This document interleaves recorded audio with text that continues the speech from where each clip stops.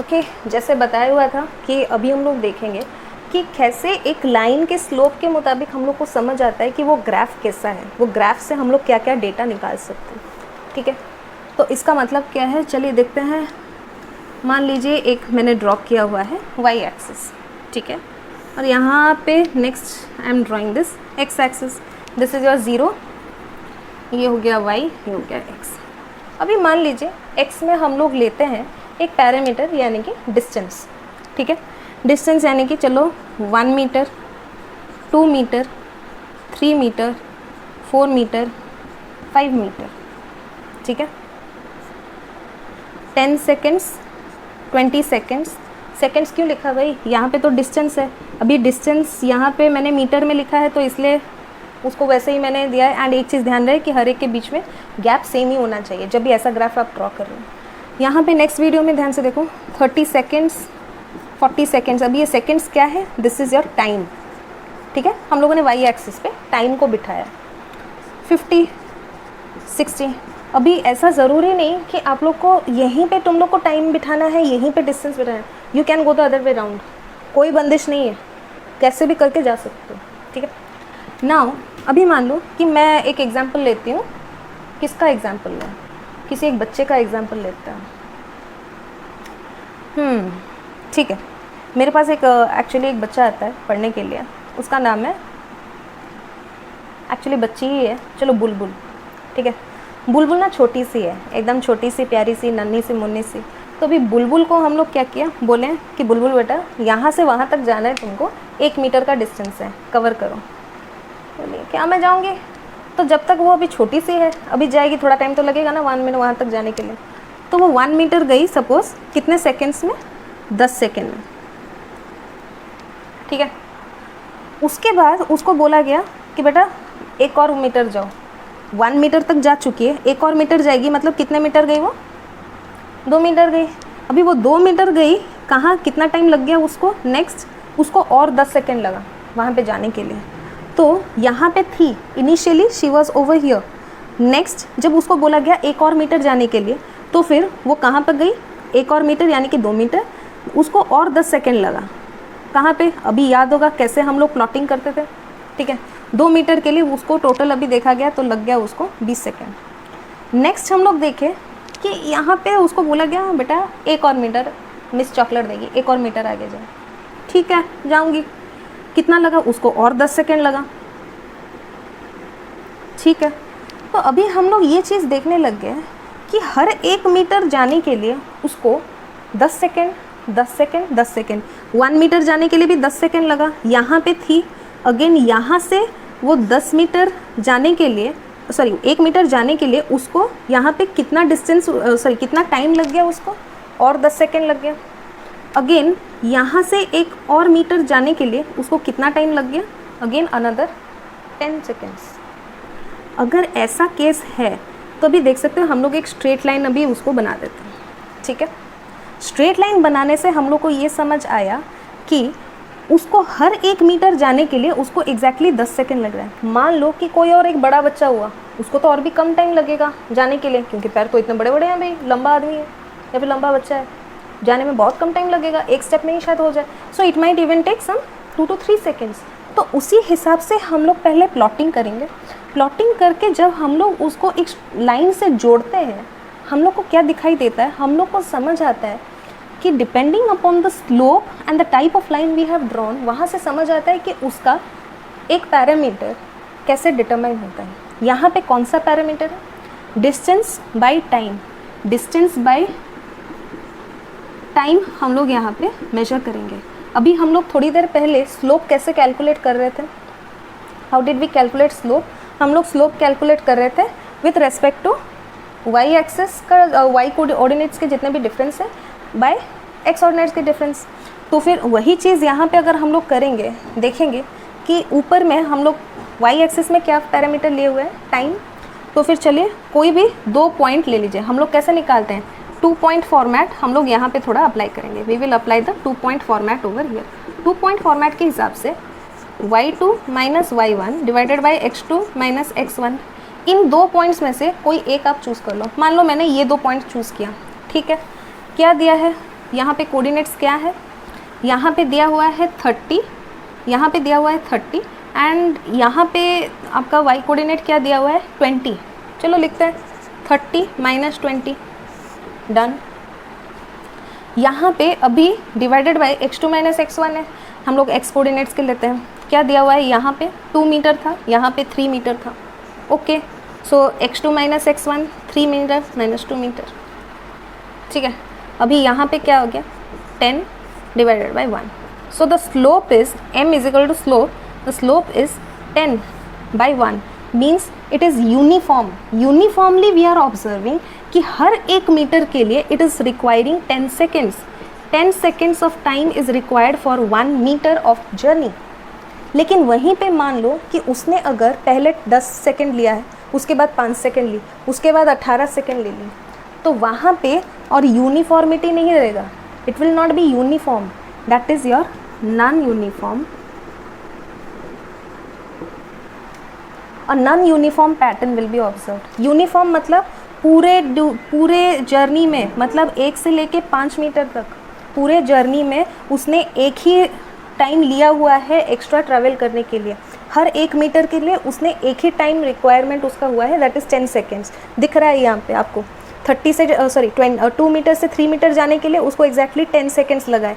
यहाँ का डिफरेंस 10 है, यहाँ का डिफरेंस 1 है।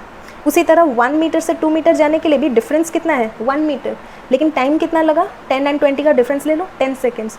उसी तरह अगर हम लोग और भी प्लॉटिंग करते जाएंगे तो फिर उसी हिसाब से हम लोग को समझ में आएगा कि वो यूनिफॉर्म है या फिर नॉन यूनिफॉर्म है। This is how you understand from the slope of the line that what type of thing it is, whether it is an uniform approach और अ नॉन यूनिफॉर्म अप्रोच। ठीक है, distance versus time graph यही है। And मान लीजिए अगर आप लोगों ने नीचे यहाँ पे हम लोग को स्पीड उसका देखना होता, it would have been exactly done in the same format. Timer में जब 30 सेकेंड हुआ था तब वो एग्जैक्टली यहाँ पे था, यहाँ मतलब 1 मीटर। ठीक है, मैं यहाँ से एग्जैक्टली एक स्ट्रेट लाइन ड्रॉ करती हूँ। ठीक है, I am drawing one straight line from here. अभी इस ग्राफ में ये वाला जो लाइन मैंने ड्रॉ किया है उसका मीनिंग क्या है? ठीक है, चलिए देखते हैं उसका मीनिंग एग्जैक्टली। मीनिंग यानी घड़ी में स्टॉप वॉच में 30 सेकेंड हुआ था, 30 सेकेंड में वो 1 मीटर भी था, 2 मीटर में भी वो 30 सेकेंड, 3 मीटर में भी 30 सेकेंड, 4 मीटर में 30 सेकेंड, 5 मीटर में 30 सेकेंड। अरे भाई वो क्या फ्लैश का भाई था या फ्लैश की बहन थी? हो ही नहीं सकता। Is that literally possible? Obviously not। एक पर्टिकुलर टाइम फ्रेम में या फिर एक पर्टिकुलर सेकंड में is it possible कि वो इंसान 1 metre, 2 metre, 3 metre, 4 metre, 5 metre वो सब में रह जाए? It is not possible। तो यहाँ पे हम लोग ये नहीं देख रहे कि ये भाई एक स्ट्रेट लाइन ग्राफ है, no, it is a straight line, no doubt. लेकिन उस स्ट्रेट लाइन को समझने का भी यहाँ पे ट्राई करना जरूरी है। ठीक है, इसका मतलब ये है कि 1 मीटर, 2 मीटर जैसे ही यहाँ पे डिस्टेंस इंक्रीज तो हो रहा है, नो डाउट, क्योंकि यहाँ पे ऐसे उस लाइन को हम लोग ने ड्रॉ किया, लेकिन यहाँ पे टाइम चेंज थोड़ी हो रहा है, टाइम तो वही कांस्टेंट है। तो is it possible? Obviously not. This case is not possible ideally, means distance is changing but the time is constant and it is not possible. Time को कांस्टेंट रख के डिस्टेंस हम लोग ऐसे चेंज कर रहे हैं, तो यहाँ पे तो नहीं हो सकता। हाँ, कोई साईफाई मूवी हो तो वहाँ पे वो लोग बहुत कुछ दिखा सकते हैं, भाई अलग ही डायमेंशन में जाता है वो सब। ठीक है, चलो मान लो ये केस गया। एक और केस देखते हैं। मान लो मैंने यहाँ पे एक लाइन ऐसे ड्रॉ किया, ठीक है, एक लाइन को ऐसे ड्रॉ किया। अभी यहाँ पे what do you interpret out of this graph? इस ग्राफ का मतलब ये है कि 2 मीटर में जब 10 सेकेंड बजा था स्टॉप वॉच में तब भी वो 2 मीटर में था, जब घड़ी में 20 सेकेंड हुए थे तब भी वो 2 मीटर पे ही अटका हुआ था, जब 30 सेकेंड में हुआ तब भी वो वहीं पे था, 40 सेकेंड्स में वहीं पे, 50 सेकेंड में भी वहीं पे, 60 सेकेंड्स में भी वहीं पे। मतलब आलसी राम एक ही जगह पे तब से खड़ा है। ओके, यानी कि यहाँ पे डिस्टेंस कांस्टेंट है, 2 मीटर पे ही वो खड़ा है, लेकिन टाइम यहाँ पे चेंज होते जा रहा है। मतलब 60 सेकेंड के बाद भी उसको हम लोग वही जगह पे पा रहे हैं, means he is a master lazy creature and hence you can say the object और the body is at rest. तो इसीलिए बोलते हैं कि कोऑर्डिनेट ज्योमेट्री में हम लोग ग्राफ बनाना सीखते हैं, लेकिन ग्राफ को अगर इंटरप्रेट करना है तो वहाँ पे हम लोग, इसीलिए फिजिक्स हम लोग का स्ट्रॉन्ग होना थोड़ा ज़रूरी है। फिजिक्स को कैसे हम लोग यहाँ पे लाके इन चीज़ों से, by using the tools of coordinate geometry, the graph, slope, कैसे हम लोग उसको फिजिक्स में लाके हम लोग फिजिक्स के कॉन्सेप्ट को समझ सकते हैं। How is this possible? तो ये चीज़ें जब तक आप लोग करना स्टार्ट नहीं करते, जब तक ग्राफ इंटरप्रिटेशन आप लोग का स्ट्रॉन्ग नहीं हो जाता, तब तक कुछ नहीं होना। भूल जाओ कोऑर्डिनेट ज्योमेट्री, तुम लोग पढ़ो ही होना, पढ़ रहे हो अच्छे से पढ़ो, उसका एप्लीकेशन भी सीख जाओ, क्योंकि फिजिक्स में बहुत ज़रूरी होने वाला है ये चीज़। चलो मान लेते हैं कि अभी नेक्स्ट हम लोग का कुछ ऐसे गया, ग्राफ कुछ ऐसे गया। इसका मतलब क्या है देखते हैं। जब 1 मीटर था then it was at 10 seconds. 2 metre में it was actually at, 2 metre को अगर ट्रेस करो it was somewhere between 30 and 40, ठीक है, मान लो 32 समवेयर। जब हम लोग यहाँ पे 3 मीटर पे आए, कहाँ पे है exactly? It is at over here exactly 40। 4 metre पे है अगेन एट 40, देख सकते हो 40। 5 मीटर पे जब आए then again it was showing somewhere over here. तो यहाँ पे दूर दूर से मेरे को कहीं भी ये यूनिफॉर्म तो नहीं लग रहा है, it is going like this, ठीक है। तो इससे हम लोग को क्या समझना है कि भाई अपने मर्जी में वो आगे गया, 3 मीटर से 4 मीटर वो जो फेस था उसने कवर अप किया है within this 40 seconds, very fast. And then again 4 से लेके 5 मीटर तक जाने में उसको 20 सेकेंड लग गए, again means variable. The whole parameters are completely varying in nature. कोई भी यहाँ पे यूनिफॉर्मिटी नहीं है, दैट जस्ट वैरिंग, अपने हिसाब से वो लोग चले रहे हैं, it is highly non uniform. तो इसी तरह के कुछ ग्राफ्स आप लोग चाहो तो फिजिक्स, कोई भी फिजिक्स का डायग्राम आप उठाओ तो बहुत सारे ऐसे ग्राफ्स आपको मिलेंगे। यू कैन एक्चुअली सी, जैसे कि मान लो कि temperature and melting point, wax का मेल्टिंग, वो सब भी दिखाया हुआ है कि कौन से टेम्परेचर में वैक्स का बॉइलिंग पॉइंट आ जाता है, फिर कैसे वो मेल्ट होता है, how much time it takes to get solidified. तो वो सब कुछ भी ग्राफ के हिसाब से ही दिखाया जाता है। तो graph interpretation is very important in order to study physics, and उसके लिए you have to be strong in coordinate geometry, नहीं तो आप लोग के पास ऑप्शन नहीं है। Okay, now moving on to थोड़ा नॉर्मल कोऑर्डिनेट ज्योमेट्री में भी आ जाते हैं जो मैथ्स के रिलेटेड है। ओके, वहाँ पे देखते हैं अभी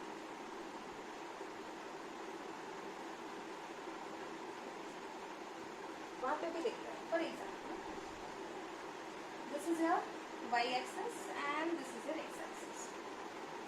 हम लोग ओवरऑल देखे थे कि आपका कोई भी लाइन अगर ऐसा गया है तो फिर we take the anticlockwise angle and that is actually the slope. मान लो कि एक ऐसा लाइन हम लोग को मिला है which is parallel to x axis, parallel to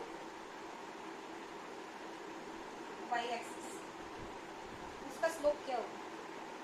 हरदम याद रहे, if two lines are parallel to each other then their slopes are equal. मान लीजिए दिस इज L1 L2 और उसके स्लोप्स भी M1 एंड M2 हैं। If L1 and L2 are parallel to each other then M1 is equal to M2। तो मतलब कोई भी लाइन अगर पैरेलल होगा टू द x एक्सिस, उसका स्लोप भी x एक्सिस जितना ही होगा। अभी x एक्सिस का स्लोप क्या है? What is the slope of x axis? अगर एंगल देखने जाओ देन एंगल हम लोग क्या लेते हैं? Anticlockwise for the angle of inclination. Anticlockwise जाने से क्या देख रहे हैं? Angle theta is equal to 0। So tan 0 is equal to 0। तो slope of x axis is 0। तो any line which is perpendicular to x axis वो भी 0 ही होगा। Now talking about y axis. y axis अभी देख लो यहाँ पे anticlockwise turning that is theta, theta is equal to 90 over here for y axis. For y axis, angle of inclination is 90 degree. If angle of inclination is 90 degree, m is equal to slope is equal to tan theta is equal to tan 90, and tan 90 is not defined, infinity or not defined. तो y axis को parallel कोई भी line खींच लो, इस तरफ खींच लो, इस तरफ खींच लो, कोई फर्क नहीं पड़ता, slope is not defined. x axis के हिसाब से कुछ भी खींच लो, नॉट डिफाइंड। नाउ क्वेश्चन, ये तो about parallel lines, what about perpendicular lines? Perpendicular lines मान लो कि दो लाइन दिए गए हैं L1 स्लोप है m1, इसका स्लोप है m2. If two lines are perpendicular to each other 90 degree, then product of the slopes m1 into m2 is equal to -1. ये चीज़ को कृपया याद रखिए.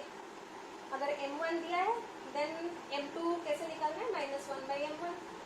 अगर m2 दिया हुआ है, m1 निकालना है -1/m2, वैसे निकाल.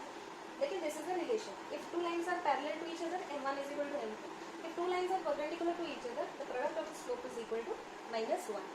This is what exactly you need to remember.